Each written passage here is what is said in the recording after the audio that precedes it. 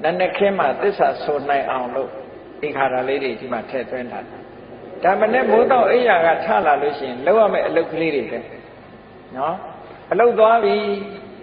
cái khu lâu nga cái nào đi lâu đi số lưu xin cái khu lúc tức là đi số hồ lô nó cả mà tức là ha xoan được cái mà mà thậtလူတွေကသစ္စာဆိုတာမတ္တမနဲကြတကယ်ကိုယ့်အကိုသစ္စာဆိုပြီးတော့ကိုလိုချင်တဲ့အရာတစ်ခုကိုတောင်းလို့ရှိရင်သစ္စာရဲ့စွမ်းအားဟာရှိတယ်မယုံရင်တော့လုပ်ကြည့်ပေါ့နော်တခါတည်းနဲ့တော့ရချင်မှရမှာပေါ့ဘာဖြစ်လို့လဲဆိုတော့သစ္စာစကားဆိုတာမှန်ကန်မှုလဲလိုအပ်တယ်မှန်ကန်ကန်လဲဆိုရမယ်စိတ်စွမ်းအားတွေအလုံးအသုံးချပြီးတော့လုပ်ဖို့လိုအပ်တယ်အဲ့ဒီမှာသစ္စာဆိုပုံဆိုနည်းကသစ္စာဆိုတာမှန်တာကိုပြောတာကိုယ့်ဘာကိုယ်လည်းသစ္စာဆိုလို့ရတယ်ကိုယ့်ဘာကိုယ်ဆိုရင်အမှားရှိခြင်းရှိနေမယ်ဒါကြောင့်မို့ယရဏသုံးပါးနဲ့ပတ်သက်တဲ့သစ္စာဆိုပုံကိုယရဏတုတ်ကနေယူပြီးတော့နန္နခင်းမှာသစ္စာဆိုနိုင်အောင်လို့ဒီခါရလေးတွေဒီမှာထည့်သွင်းထားတယ်သစ္စာဆိုတာကိုယ့်အတွက်တည်းမဟုတ်ဘူးကိုယ့်ရဲ့ပတ်ဝန်းကျင်အတွက်ပါအကုန်ပါရှိလေယံကိစီဝိတံဣဒဝါဟုရံဝါတကေတုဝါယံရတနံပဏိတံနာနောတမံအဋ္ဌိတထာဂတေနဣရံပိဗုဒ္ဓေရတနံပဏိတံဣတိနသစ္စေနသောတိဟောတုဣဒံပိဓမ္မေရတနံပဏိတံဣတိနသစ္စေနသောတိဟောတုဣဒံပိတံဃေရတနံပဏိတံဣတိနသစ္စေနသောတိဟောတုဘုရားတရားတန်ခါနဲ့ပတ်သက်ပြီးရသစ္စာဆိုပုံလေးကိုကြည့်ဗမာလိုအဓိပ္ပာယ်ကလည်းရှင်းရှင်းပဲယံကိစီဝိတံဣဒဝါဟုရံဝါတက္ခေတုဝါယံရတနံပဏိတံဒီလိုဆိုလို့အဲ့တော့ယံကိစီဝိတံလောကမှာနှစ်သက်เสียကောင်းလာတဲ့ပစ္စည်းဥစ္စာတွေဒီလူပြေမှာရှိတဲ့ဟာရောတခြားလောကမှာရှိတဲ့အရာတွေရောနော်နတ်ပြည်တွေမှာရှိတဲ့အရာတွေရောလောကမှာယရနာတွေဟာကဘာမှာရှိတယ်ယံကိစီဆိုရှိသမျှယရနာတွေအားလုံးအနှစ်သာရယရနာတွေအားလုံးနာနောတမံအဋ္ဌိတထာဂတိနာရသော်ဘုရားဆိုတဲ့ယရနာနဲ့တူတဲ့ယရနာလောကမှာမရှိပါဘူးလူတွေပိုင်ဆိုင်ကြတဲ့စိတ်ပဲဖြစ်ဖြစ်ရွှေပဲဖြစ်ဖြစ်ငွေပဲဖြစ်ဖြစ်နော်ကြောက်တံပရမများတွေပဲဖြစ်ဖြစ်အဲ့ဒီယရနာတွေမြောင်များစွာရှိတယ်ကဘာမှာရှိတဲ့ဒီယရနာတွေရဲ့တန်ဖိုးဟာရသော်ဘုရားတည်းဟူသောယရနာကိုမမှီပါဘူးလို့ဒီလိုဆိုလိုတာအဲ့ဒါဟာမှန်ကန်သောစကားတစ်ခုဖြစ်တယ်နာနောတမံအဋ္ဌိတထာဂတိနာဣဒံပိဗုဒ္ဓေရတနံလောကမှာရှိတဲ့ယရနာတွေတဲ့ပို့ပြီးတော့ထူးမြတ်တဲ့ယရနာနှစ်သက်เสียကောင်းတဲ့သီလသမာဓိပညာဆိုတဲ့ဒီထူးခြားတဲ့တန်ဖိုးရှိလာတဲ့တရားတွေမြတ်စွာဘုရားတဏ္ဍာမှာရှိတယ်တရားမှာရှိတယ်သံဃာမှာရှိတယ်အဲ့ဒီမှန်သောစကားကိုဆိုရသောကြောင့်တတ္တဝါတွေချမ်းသာကြပါစေလို့ဟောဒါသစ္စာဆိုပြီးတော့မေတ္တာပွားတဲ့နည်းပဲအဲ့တော့နည်းနည်းမိုးတော့အလေးရောက်တဲ့အခါကျတော့ကိုယ့်အတွက်တမကဘူးအများတတ္တဝါတွေအတွက်ပါသစ္စာဆိုပြီးတော့မေတ္တာပွားတာအလွန်ကောင်းတဲ့အလုပ်တစ်ခုပဲပေါ့နော်အဲ့တော့အလွန်ကောင်းတဲ့တစ်ခုကမှန်မှန်ကန်ကန်လုပ်သွားမယ်ဆိုလို့ရှိရင်ကောင်းကျိုးချမ်းသာတွေရမှာဒါနည်းနည်းပိုင်းမှာဒီလိုလုပ်ဖို့အတွက်ရှေးဆရာတော်ကြီးတွေကထို့ပါဠိတော်တွေကနေထုတ်လုပ်ပြီးတော့ဒီလိုရေးသားခဲ့ကြတာဖြစ်တယ်ဟောဒါကြောင့်မလို့နေ့စဉ်နဲ့အပြကောင်းကျိုးချမ်းသာတွေကိုလိုချင်တယ်တဏိတာဖြတ်တန်းတဲ့အခါမှာနာနေပိုင်းမှာကောင်းကျိုးချမ်းသာတွေရချင်တယ်နေ့လယ်ပိုင်းမှာကောင်းကျိုးချမ်းသာတွေရချင်တယ်ညနေပိုင်းမှာကောင်းကျိုးချမ်းသာတွေရချင်တယ်ဆိုဒီဟာကိုလိုက်လာချအောင်ဟောနောက်တစ်ခုစိတ်ရဲ့ဆန္ဒဆိုတာအမှန်တမ်းကြီးမားတယ်လူတွေကဟိုအမှတ်တမဲ့နေလို့ဆန္ဒဆိုတာကြီးမားတယ်ဆိုတာလူတွေကမသိဘူးကြည့်လေတရားနာခြင်းနဲ့ဆန္ဒရှိတော့ဒီထိရောက်လာနော်နာခြင်းနဲ့ဆန္ဒမရှိဘူးဆိုရောက်ပါမလားရောက်ဘူးအဲ့ဒါဆန္ဒကပို့တယ်လို့ခေါ်တယ်နော်ဆန္ဒမရှိတဲ့လူကအိမ်မှာပဲနေမယ်လေဆန္ဒရှိတော့လူဟာဘလောက်ဝေးတရားပွဲဆိုရောက်လာဘာလို့လဲဆိုဆန္ဒရဲ့ဆွမ်းဆောင်မှုလို့ခေါ်တယ်အဲ့တော့ဆန္ဒရဲ့ကြီးမားမှုဟာအစွမ်းဆောင်နိုင်မှုကဘလောက်ကြီးလဲဒီအရာသာကြီးတာမဟုတ်ဘူးတခြားကိစ္စတွေလည်းပဲဆန္ဒဆိုတာကြီးအဲ့ဒါကြောင့်မလို့ဆန္ဒကို အဓိပတိပစ္စယောလို့မြတ်စွာဘုရားကစန္ဒာဓိပတိဆိုဓိပတိထဲမှာဟောထားတာရှိတယ်။နောက်ပြီးတော့စန္ဒိဋ္ဌိပတ်စန္ဒဟာစွမ်းဆောင်နိုင်တဲ့တကူရဲ့တကူပြီးစီးအောင်မြင်မှုရဲ့အကြောင်းတရားလို့ဒီလိုဟောထားတာရှိတယ်။အဲ့ဒါကြောင့်မို့လို့စိတ်ဆန္ဒဆိုတာအလွန်ကြီးမားတယ်ဒီတစ်ခုတည်းကြီးမားတာမဟုတ်ဘူးစိတ်ဆန္ဒရှိပြီဆိုလို့ရှိရင်ကိုယ်လုံးချင်တာတွေကဖြစ်လာတတ်တယ်ပေါ့ဒါကြောင့်မို့လို့ဆန္ဒပြုတဲ့အနေနဲ့မလုပ်ရမလဲလို့ဆိုခါထာလေးသမုတ်ကိုတစ်ခါပြထားတယ်ဘဝတုသဗ္ဗမင်္ဂလံရက္ခန္တုသဗ္ဗဒေဝတာသဗ္ဗဗုဒ္ဓလူဘဝေနသရတုခိဘဝန္တုတေကြည့်ဆန္ဒပြုတာကိုနည်းနည်းမိုးတော့အလင်းရောက်လို့အိယာကချလိုက်ရင်ဆန္ဒပြုလိုက်ဘယ်လိုဆန္ဒပြုဘဝတုသဗ္ဗမင်္ဂလံမင်္ဂလာအပေါင်းနဲ့ခန့်မြောင်းပြည့်စုံပါစေကောင်းမြတ်တဲ့မင်္ဂလာတွေကျွန်တော်တဏ္ဍာမှာဖြစ်ပါစေအများတ attva တွေမှာလည်းပဲဖြစ်ပါစေဘလောက်ကောင်းတဲ့ဆန္ဒလဲနော်သူများကိုနှိပ်စက်ဖို့ပါလားဒီထဲမှာအလွန်မမြတ်တဲ့စိတ်ဓာတ်လို့ခေါ်တယ်နော်မင်္ဂလာနဲ့ပြည့်စုံပါစေရက္ခန္တုသဗ္ဗဒေဝတာနတ်တွေကအလုံးကိုစောင့်ရှောက်ပါစေဒါလည်းကောင်းတဲ့ဆန္ဒပဲသူစောင့်တာမစောင့်တာကိုယ်နဲ့မဆိုင်ဘူးကိုကစောင့်ပါစေလို့ဒီလိုပြောတာဟုတ်ကဲ့လားဒါကိုပြောမယ်ဆိုရင်နတ်အားကိုးတာလားလို့ဆိုမဟုတ်ဘူးနတ်အားကိုးလို့ပြောတာမဟုတ်ဘူးနတ်တွေကလည်းလောကကိုစောင့်ရှောက်တာတွေရှိတယ်ပေါ့အဲ့ဒါလို့စောင့်ရှောက်တာတွေရှိလို့နတ်တွေကအမှတ်တမဲ့မနေပဲနဲ့စောင့်ရှောက်ကြပါစေနတ်ကသာစောင့်ရှောက်တာလားဆိုလူချင်းရောမစောင့်ရှောက်ဘူးလားစောင့်ရှောက်တယ်လေအိမ်သားမှာလူတွေမှားသွားတာအိမ်ကိုကြည့်လိုက်စမ်းပါလို့ဆိုကြည့်မပေးဘူးလားဆိုင်လေးကြည့်လိုက်စမ်းပါဆိုဒါစောင့်ရှောက်ပေးတယ်လို့ခေါ်တာပဲအကြောင်းကိစ္စရှိလို့ရှင်တရင်ပို့ပေးတယ်ဟောဒါစောင့်ရှောက်တယ်လို့ခေါ်တာပဲအဲ့တော့လူချင်းနဲ့မေတ္တာရှိရင်စောင့်မေတ္တာမရှိရင်ဒီတိုင်းကြည့်နေမှာပဲဩနတ်တွေကိုလည်းပဲကိုကမေတ္တာရှိအောင်မေတ္တာပွားပြီးတော့ထားရင်နတ်တွေရဲ့စောင့်ရှောက်မှုရောမခံရဘူးလားဒါကလောကရဲ့သဘာဝပဲနော်ကိုနဲ့ခင်မင်နဲ့မေတ္တာရှိတဲ့ပုဂ္ဂိုလ်ဆိုလို့ရှိရင်ကိုယ်ကိစ္စကိုလာလုပ်ပြမှာပဲအဲ့တော့နတ်တွေကလည်းကိုကမေတ္တာပို့တယ်အမျှဝေတယ်ဆိုတော့သူတို့ကလည်းကိုယ့်ဘောမှာခင်မင်ရတယ်ခင်မင်တော့စောင့်ရှောက်ပါလေဆိုတော့လူတွေမသိလိုက်တဲ့ကိစ္စကိုနတ်ကနေထိန်းသိမ်းစောင့်ရှောက်ပေးလိုက်တယ်ပေါ့ဒါမျိုးဆိုလိုတာနော်ကြည့်ပါလားဒီပကံရာဇဝင်ကိုကြည့်မယ်ဆိုလို့ရှိရင်ကျန်စစ်မင်းကျန်စစ်သားအနောယထာကနေပြီးတော့ဖမ်းဆီးမလို့လိုက်တဲ့အခါမှာသူပြေးရပြေးတဲ့အခါမှာမြစ်ထဲမှာဖြတ်ပြီးတော့ကူးတဲ့အခါကျတော့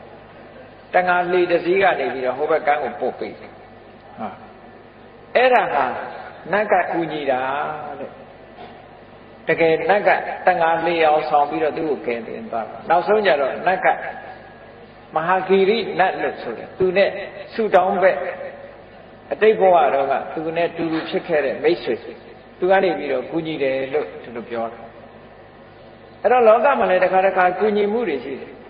အဲ့တော့ကူညီတယ်ဆိုတာနတ်ကြီးကအချွန်တက်နဲ့ဆင်းလာပြီးဒီလိုကူတာမဟုတ်ဘူးအဲ့ဒါလို့ဆိုရင်လည်းလူကကြောက်ပြီးတော့ပြေးမှာလေနတ်မြင်လူကမကြောက်ဘူးမထင်နဲ့ကြောက်ပြီးပြေးမှာပဲအဲ့ဒါကြောင့်မလို့နတ်မြင်တဲ့အခါကျတော့လူတွေဟာကြောက်လာမှာဆိုတော့နတ်တွေကလည်းလူတွေကိုကူညီတဲ့အခါမှာလူတယောက်ယောင်ပဲဆောင်ပြီးတော့ကူညီတာပါဒီလိုဆိုတာနော်ကိုကနေဘူးထဲမှာရက်ပြီးတော့ကားဆောင်နေတယ်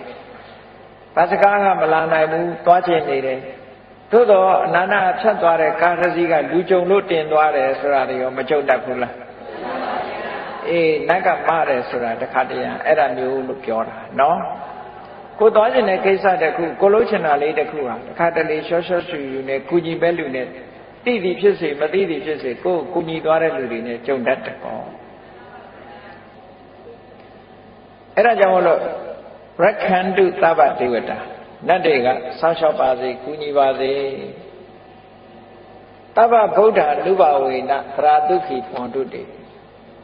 ဘုရားကိုအာယုံပြုပြီးတော့ရလိုက်တဲ့ကုသိုလ်တွေဟာချမ်းသာဒုက္ခကိုပေးနိုင်တယ်ကုသိုလ်အမှချမ်းသာဒုက္ခကိုပေးနိုင်တယ်ဒါကြောင့်မို့ဘုရားကိုအာယုံပြုတယ်ဘုရားကိုအာယုံပြုလို့ဖြစ်ပေါ်လာတဲ့ကုသိုလ်စိတ်တွေကိုယ့်ရင်နဲ့နှလုံးထဲမှာဖြစ်လာတယ်အဲ့ဒီကုသိုလ်တရားတွေက လူတွေရဲ့တဏ္ဍာမှာချမ်းသာဒုက္ခကိုဖြစ်ပေါ်စေတယ်ဒါကကုသိုလ်ကမှချမ်းသာဒုက္ခကိုဖြစ်စေတယ်ဆိုတာဒါအမှန်ပဲကုသိုလ်ဆိုတာအနဝိဇ္ဇဒုက္ခဝိပါကလက္ခဏာအပြစ်ကင်းပြီးတော့ချမ်းသာဒုက္ခကိုဖြစ်စေတတ်တယ်ကုသိုလ်အဲ့ဒါကြောင့်မလို့ကုသိုလ်ကောင်းမှုဆိုတာလောက်ကြဘုရားကိုအာယုံပြုလိုက်လို့ရလာတဲ့ကုသိုလ်တရားကိုအာယုံပြုလိုက်လို့ရလာတဲ့ကုသိုလ်တန်ခါကိုအာယုံပြုလိုက်လို့ရလာတဲ့ကုသိုလ်အဲ့ဒီကုသိုလ်ရဲ့စွမ်းအားကြောင့်ချမ်းသာကြပါစေဒီလိုဆိုတာအဲ့တော့အဲ့ဒါလို့ဘုရားတရားတန်ခါမနဲ့မိုးလင်းတဲ့အချိန်လေးမှာဘုရားတရားတန်ခါယရဏသုံးပါးကိုအာယုံပြုလိုက်မယ်ဆိုရင်မင်္ဂလာတွေလည်းဖြစ်လာမယ်နတ်တွေကလည်းကိုယ်ဆောက်ရှောက်လာမယ်ချမ်းသာဒုက္ခဆိုတာလည်းရလာနိုင်တယ်လို့အကြောင်းတရားတွေကိုပြောပြမလို့ရင်တော့မရဘူးပေါ့နော်ကိုယ်တဏ္ဍာမှာကောင်းကျိုးချမ်းသာကိုလိုချင်ရင်ကောင်းကျိုးချမ်းသာရခြင်းရဲ့အကြောင်းကိုလုပ်ရဒါကတော့သဘာဝပဲလေဒါကတော့သဘာဝမလုံးလို့ကတော့ဘာမှမရဘူးဆိုတာသိချတာပေါ့အဲ့တော့လုံးထားကြောင့်ရနိုင်တဲ့အလုပ်မျိုးကိုလုပ်ချတာဟောနောက်တစ်ခုကျတော့ဘာလို့ဆိုဘုရားကိုအာယုပြုတဲ့သဘောမဟာကရုဏိကောနာထောဟိတယသဗ္ဗပါဏိနာပုရိတဝပါရမီတဗ္ဗပတ္တောတံဘောဓိမုဒ္ဓမဘုရားကိုအာယုပြုလိုက်တယ်ဘုရားတတ္တဝါတွေဒုက္ခရောက်နေတာကိုအမှန်တမ်းသနာတယ်ဒုက္ခရောက်နေတယ်ဆိုတာရှိနော်ဒုက္ခရောက်တယ်ဆိုတာလူတွေကထင်တယ်လူတိုင်းဒုက္ခမရောက်ဘူးလို့ထင်တယ်ဟုတ်တယ်မရောက်တဲ့ဒုက္ခမရောက်ဘူးသို့တော့လူတိုင်းရောက်နေတဲ့ဒုက္ခကိုသိရလားလူတိုင်းဒုက္ခဘာရောက်နေတယ်ဆိုရင်တနေ့ပြီးတနေ့အိုးလာတဲ့စရာဒုက္ခနာတဲ့ဗျာတိဒုက္ခသိတဲ့မရဏဒုက္ခလူတိုင်းမရောက်ဘူးလားအဲ့ဒါကတဘဝလားဘဝပေါင်းမြောက်များစွာလားအဲ့ဒီဒုက္ခကဘာလူမျိုးဖြစ်ဖြစ်ဘာဘာသာဝင်ဖြစ်ဖြစ်နော်လူရလာတာနဲ့တပြိုင်နက်အိုခြင်းဆင်းရဲနာခြင်းဆင်းရဲသိခြင်းဆင်းရဲလွတ်တဲ့လူရှိရတယ်အဲ့တော့လူတွေဟာအလုံးဒုက္ခရောက်နေကြတာအဲ့ဒါကသနာစရာအကောင်းဆုံးပဲပေါ့ဒီပြင်ဒုက္ခဆိုတာရောက်ချင်မှရောက်တယ်လေစာဝတ်နေမပြေလည်တာလူတိုင်းမဟုတ်ဘူးစီးပွားရေးမပြေလည်တာလည်းလူတိုင်းမဟုတ်ဘူးလူတိုင်းဖြစ်နေတဲ့ဒုက္ခကအိုခြင်းဆင်းရဲနာခြင်းဆင်းရဲသိခြင်းဆင်းရဲပဲအဲ့ဒါကနေရှောင်လွဲလို့မရဘူးအဲ့ဒါတွေကိုမြင်ပြီးတော့မြတ်စွာဘုရားကဒီအိုခြင်းဆင်းရဲနာခြင်းဆင်းရဲသိခြင်းဆင်းရဲတွေကလွတ်တဲ့နိလန်းကိုရရှိဖို့ဆိုပြီးတော့အမတမကရုဏာကြီးမားတဲ့မြတ်စွာဘုရားဟာပါရမီတွေကိုဖြည့်ကျင့်ပြီးတော့ထိုအိုခြင်းဆင်းရဲနာခြင်းဆင်းရဲသိခြင်းဆင်းရဲကလွတ်မြောက်ကြောင်းဖြစ်တဲ့တရားသူတရားမြတ်ကိုသိအောင်ကြိုးစားခဲ့လို့ဘုရားဖြစ်သူရောက်သွားတယ်အဲ့ဒါဟာမှန်ကန်သောစကားတစ်ခုပဲလုံးဝလွဲမှားခြင်းမရှိဘူးအဲ့ဒီမှန်ကန်သောစကားကိုဆိုရခြင်းကြောင့်အာလုံးတ attva တွေချမ်းသာကြပါစေလို့ဒါလည်းသစ္စာဆိုပြီးတော့မေတ္တာပို့တဲ့သဘောပဲနော်ဟောနောက်တစ်ခုကဘာပြောတော့ဆိုလောကလူတွေကဘယ်ကိစ္စဖြစ်ဖြစ်အောင်မြင်ကြတာအောင်မြင်တယ်ဆိုတာအောင်မြင်ပြီဆိုလို့ရှိရင်အောင်တဲ့ပုဂ္ဂိုလ်ရဲ့ခုံကိုအာယုပြုတာဟာဒါမှန်ကန်တဲ့သဘာဝကြပတ်စံလိုချင်ရင်ပတ်စံရှိတဲ့ပုဂ္ဂိုလ်စီသွားရမှာလားပတ်စံမရှိတဲ့ပုဂ္ဂိုလ်စီသွားရမှာလားပတ်စံရှိတဲ့ပုဂ္ဂိုလ်စီသွားမှပတ်စံရနိုင်မှာပေါ့နော်ပညာလိုချင်ပညာရှိတဲ့ပုဂ္ဂိုလ်စီသွားရဒါသဘာဝပဲပေါ့အဲ့တော့အောင်မြင်ခြင်းအောင်ပွဲရတဲ့ပုဂ္ဂိုလ်စီပဲသွားတဲ့ပေါ့အဲ့ဒါကြောင့်မလို့ဒီကာထာလေးဆိုထားပုံကိုကြည့်ဟောဆယံတော်ဘောဓိယာမူလေတัจ jana နန္တိဝတ္တနောတัจ jana နန္တိဝတ္တနောဆိုတာတာဂိဝင်မင်းသားတွေထဲမှာအလွန်နှစ်သက်မှုကိုတာဂိဝင်မင်းတွေရဲ့တာဂိဝင်လူမျိုးတွေရဲ့နှစ်သက်မှုကိုတိုးပွားစေတတ်တယ်နော်မြတ်စွာဘုရားသခင်ကိုရောမြတ်ဆယံတော်ဘောဓိယာမူလေ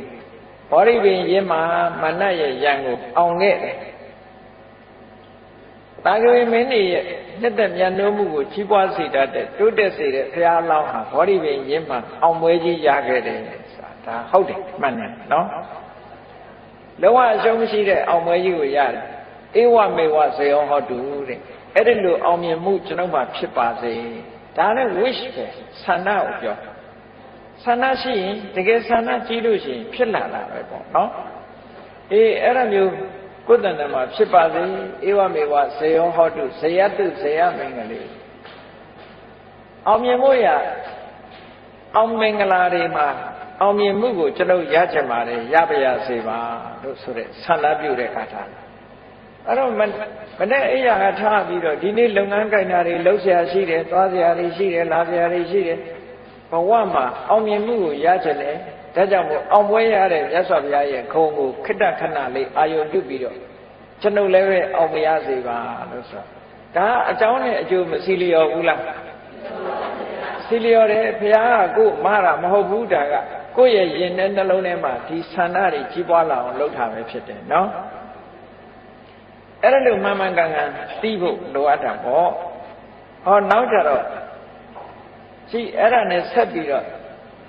ပြောပုံကအပရာဇိတပန္လင်ကေတိတေပုထုဝိပုဂ္ဂလေအဘိတေကေသဗ္ဗဗုဒ္ဓနာအခပတောပမောဒတိဘုရားအဆုစုဟာအပရာဇိတပလင်တဲ့ဘောဓိပင်အောက်ကအမတန်ထူးမြတ်တဲ့ရေလွှာမှာအပရာဇိတပလင်တဲ့မှာနေပြီးတဲ့အခါကျတော့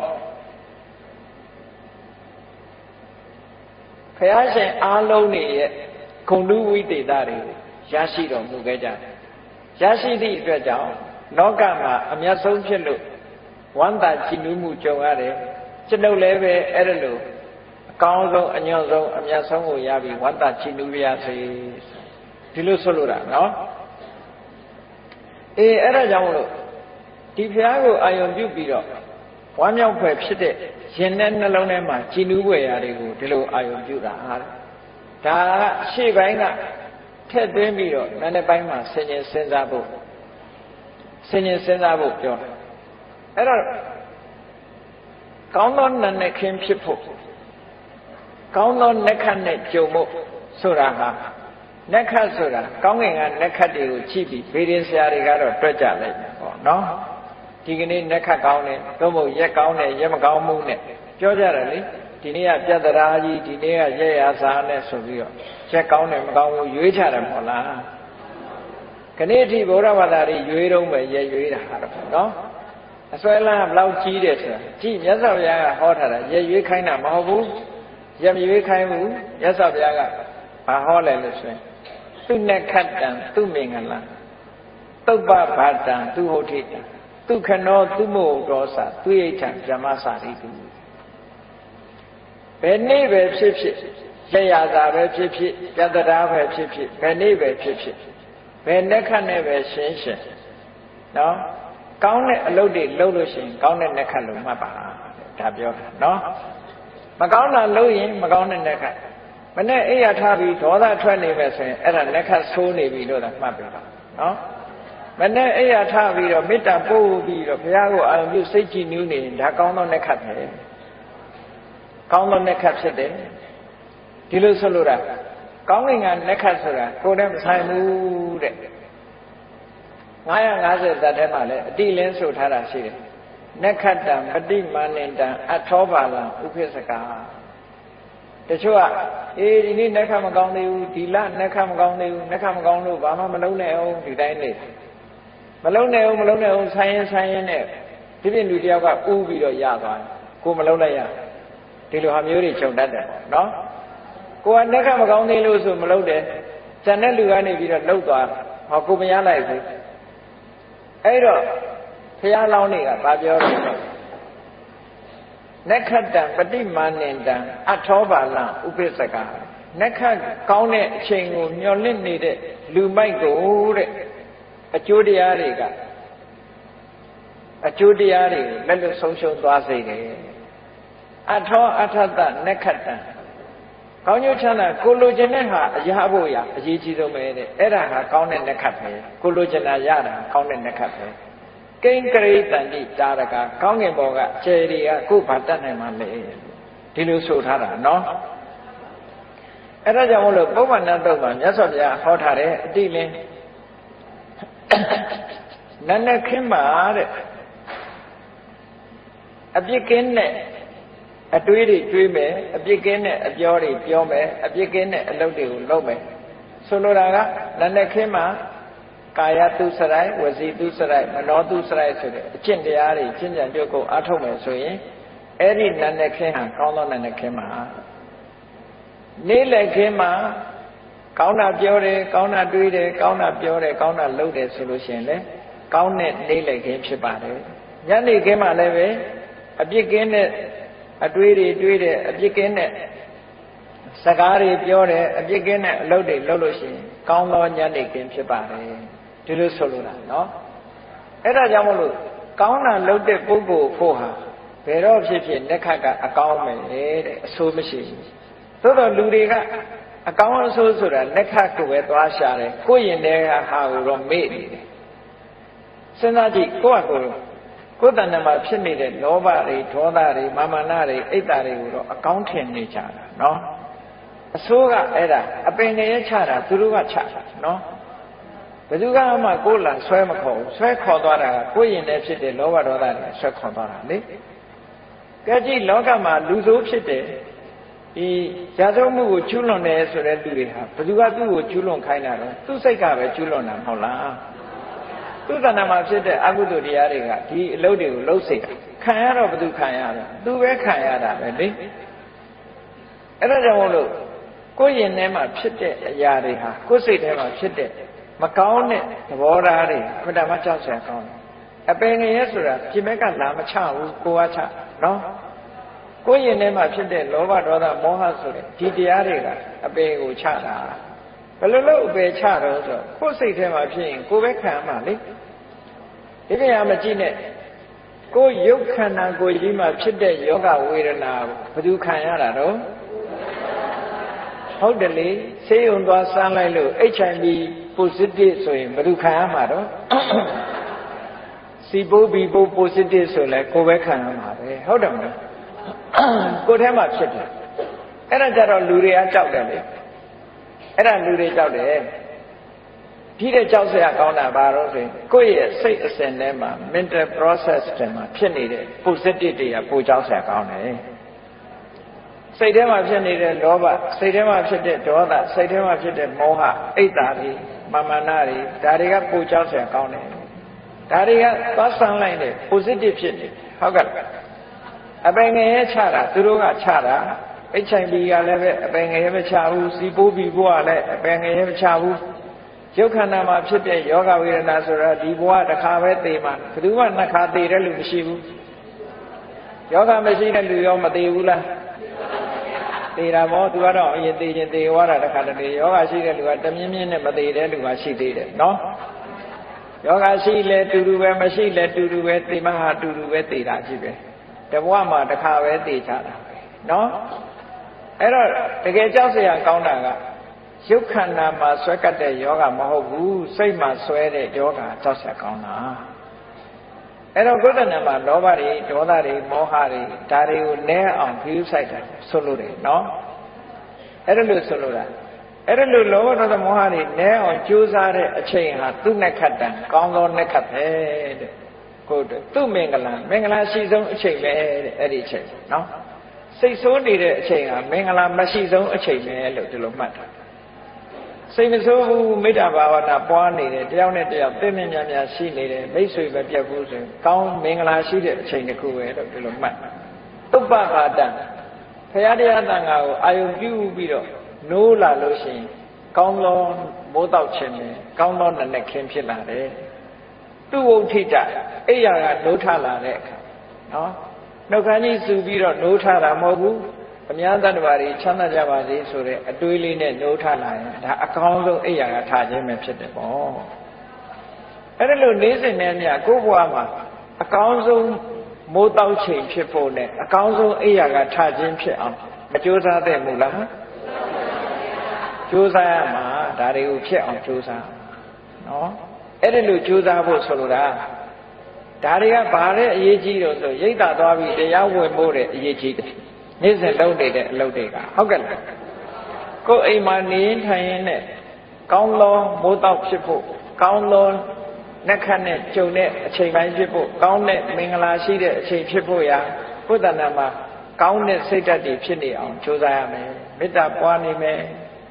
အစင်မပြေတဲ့သူတွေကရုဏာထားမယ်အစင်ပြေတဲ့သူတွေပေါ်မှာမုဒိတာပွားမယ်ဆိုရင်ဒါအဲ့ဒါမှကောင်းမြတ်တဲ့စိတ်တွေလို့ဒီလိုပြောတာနော်အဲ့ဒါလို့နေလို့ရှိရင်ဒုက္ခနောသူမှုဟုတ်တော်စာမေတ္တာပို့တဲ့အချိန်လေးကုသိုလ်ရတဲ့အချိန်လေးဟာအကောင်းဆုံးအချိန်လေးပဲအကောင်းဆုံးအချိန်ပိုင်းလေးအဲ့ဒါလို့အကောင်းဆုံးအချိန်ပိုင်းကလေးတွေကိုယ်တဏ္ဍာမှာအများကြီးဖြစ်လာအောင်လုပ်ဖို့လိုအပ်တယ်ဒီလိုဆိုလိုတာသူရိဋ္ဌံဗျမစာရိတုအချင်းစာရိတ္တကောင်းတဲ့ပုဂ္ဂိုလ်တွေကိုပေါ်မှာဒါနကောင်းမှုလုပ်တဲ့အချိန်လေးဟာကိုယ့်အတွက်အကောင်းဆုံးအချိန်လေးပဲဟောဒါကမြတ်စွာဘုရားဟောတဲ့ခါထာကောင်းသောနနခင်ဆိုတဲ့အဓိပ္ပာယ်ရအောင်မြတ်စွာဘုရားဟောတာအဲ့တော့အတူချုပ်ပြောလိုက်မယ်ဆိုလို့ရှိရင်လူတွေမှာလှုပ်ရှားမှုနဲ့လှုပ်ရှားမှုလှုပ်ဆောင်မှုကဘယ်နှခုရှိတော့ဆိုရင်စိတ်နဲ့တွေးတာလည်းပဲစိတ်နဲ့လှုပ်တယ်လို့ခေါ်တယ်မနောကံလို့ခေါ်တယ်ကိုနှုတ်ကနေပြောတာကြတော့ဝစီကံလို့ခေါ်တယ်ကိုယ်ဒီလက်ရောက်လှုပ်တာကြတော့ကာယကံလို့ခေါ်တယ်စိတ်ထဲကနေပြီးတော့ဒီတောင်းတတာကိုကြတော့ပဏိတိလို့ခေါ်တယ်အဲ့ဒါတွေဟာကုသိုလ်နဲ့ရှင်ပြီးတော့လုပ်မယ်ဆိုပါတော့ကာယကံအနေနဲ့ကောင်းတဲ့ကာယကံနဲ့ဘယ်လိုလုပ်တုံးဆိုအရာထဲမှာကိုလမ်းလျှောက်သွားတာပဲဖြစ်စေလမ်းလျှောက်သွားရင်ကနေပြီးတော့ဘယ်သူမှခလုံးမထိစူးမငြိကြပါစေနဲ့ခဲလေးတွေဖယ်သွားတယ်စူးလေးတွေဖယ်သွားတယ်လုပ်တာလုပ်ပုံပြောတာအသေးစိတ်ကစပြီးတော့နော်ကာယကမေတ္တာတွေထားတယ်နှုတ်ကလည်းဝစီကမေတ္တာတွေထားတယ်စိတ်ကလည်းပဲမနောကမေတ္တာတွေပွားတယ်ကုသိုလ်တွေနဲ့ကာယကဝစီကမနောကကုသိုလ်တွေဖြစ်နေလို့ရှင်အဲ့ဒီကုသိုလ်တွေဟာကိုယ့်အတွက်ကြီးပွားကြောင်းအမှုတွေကြီးပဲဒါကြောင့်မို့လို့ပဋက္ခိဏံကာယကမ္မကုသိုလ်နဲ့လုပ်တဲ့ကာယကံတွေမှန်သမျှဟာပဋက္ခိဏတိုးတက်ဖို့ကိုကြီးပွားဖို့တိုးတက်ဖို့ပဲဖြစ်တယ်ကောင်းကြီးပွားတယ်တိုးတက်တယ်ဆိုတာဒီနှိမ့်ကြတဲ့အနေအထားတစ်ခုကနေပြီးတော့အစစ်မြင့်လာတဲ့သဘောကိုပြောတာနော်အစစ်မြင့်လာတဲ့သဘောကိုပြောတာပဋက္ခိဏံကာယကမ္မဝါစာကမ္မပဋက္ခိဏံကိုပြောတဲ့စကားကလည်းအပြစ်ကင်းတဲ့စကားဆိုလို့ရှိရင်ပဋက္ခိဏကြီးပွားတိုးတက်ဖို့ဖြစ်လာတယ်ပဋက္ခိဏံမနောကမ္မစိတ်ထဲကကြံစီတဲ့အမှုတွေကလည်းပဲကြီးပွားတိုးတက်ဖို့အတွက်ဖြစ်လာတယ်ပဏိတိတိပဋက္ခိဏကိုယ့်ရဲ့စိတ်ဆန္ဒတွေစိတ်ထဲကတောင်းတမှုရည်တန်မှုတွေဟာလည်းပဲကြီးပွားတိုးတက်တဲ့ရည်ရွယ်ချက်တွေဒီလိုဖြစ်လာတယ်အဲ့ဒါလို့ကာယကံဝစီကံမနောကံနဲ့အတွေးအချံတွေဟာကောင်းလာပြီဆိုလို့ရှိရင်ဘာဖြစ်လဲဆိုလပ္ပန္တတ္ထိပဋက္ခိဏိကောင်းမြတ်တဲ့အကျိုးကျေးဇူးတွေကိုသူရလာမယ်တဲ့ဒီလိုဆိုလိုတာနော်ပဋက္ခိဏာနိကတ္တဝါလလပ္ပန္တတ္ထိပဋက္ခိဏိလှုပ်တဲ့အလုပ်ကကုသိုလ်တွေလှုပ်တာကုသိုလ်တွေဆိုတာကြီးပွားတိုးတက်ခြင်းရဲ့အကြောင်းလူတယောက်ဟာစီးပွားလုံးလို့စီးပွားဖြစ်လာပြီဆိုလို့ရှိရင်ပထမဆင်းရဲတဲ့ဘဝကနေပြီးတော့ကြိုးစားလိုက်တဲ့အခါတိုက်အိမ်ကနေတဲအိမ်လေးကနေပြီးတော့တိုက်အိမ်ဆောက်လာနိုင်ပေါ့စက်ဘိန်းလေးဝယ်ရကနေမော်တော်ဆိုင်ကယ်ဝယ်လာနိုင်မော်တော်ဆိုင်ကယ်ကနေပြီးတော့ကားဝယ်လာနိုင်